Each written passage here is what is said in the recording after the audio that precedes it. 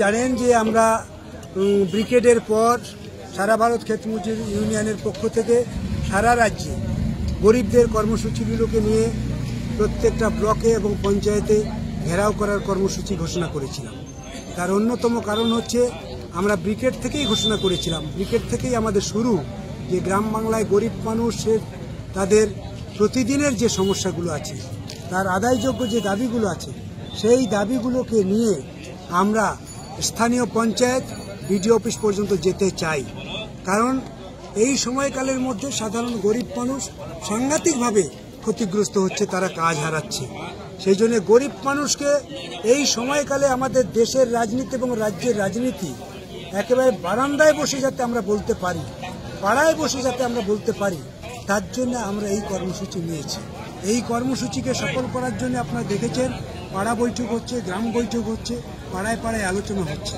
পাড়ায় আলোচনা হচ্ছে এটাই যে আজকের তাদের আদায়যোগ্য দাবিগুলোকে নিয়ে যেমন আলোচনা হচ্ছে, ঠিক তেমনি 9 তারিখে সারা দেশ জুড়ে আমরা যে ধর্মঘটের ডাক দিয়েছি, অর্থাৎ CITU অর্থাৎ ট্রেড ইউনিয়নগুলো, সারা দেশের ট্রেড ইউনিয়নগুলো একসঙ্গে মিলে যে ধর্মঘটের ডাক দিয়েছে, সেই ধর্মঘটে সারা দেশের শ্রমজীবী অংশের মানুষও এক সুরে পা মিলিয়েছে।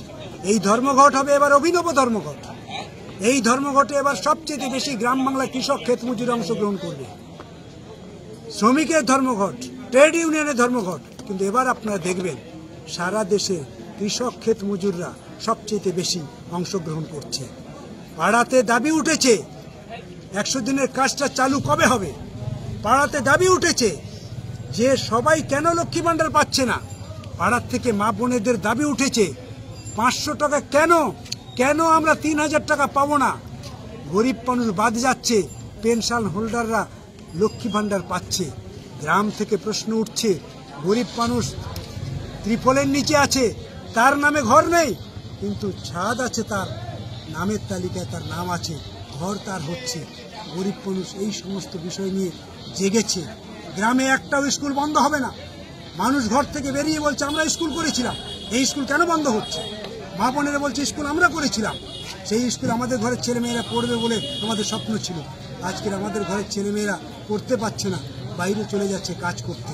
নরেন্দ্র মোদী যে আইন করেছে 12 ঘন্টা 14 ঘন্টা কাজ করাবে, এই গল্প আমরা গ্রাম পর্যন্ত নিয়ে যেতে চাই।